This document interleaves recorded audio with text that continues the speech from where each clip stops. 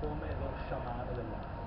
Perché sciamano? Proprio perché ha cercato, partendo dalla semplicità delle piccole cose, degli oggetti quotidiani, dei tessuti, degli oggetti organici, dei materiali che ci circondano, ha cercato di leggere la complessità dell'universo riportandola a questa immediata semplicità, a questa immediatezza che può essere appunto colta in qualsiasi cosa che ci circonda. In questo caso è importante per gli artisti il rapporto con l'ambiente, il rapporto con gli elementi, il rapporto con la natura, è un rapporto chiaramente sempre simbiotico, un rapporto che è univoco, in cui si dà e si riceve. Ecco per quale motivo alla fine di questo percorso qui a Dolfina per Torre c'è un albero, l'albero inteso come realtà terrena, ma anche come realtà spirituale, l'albero inteso come punto di raccordo tra la terra e il cielo.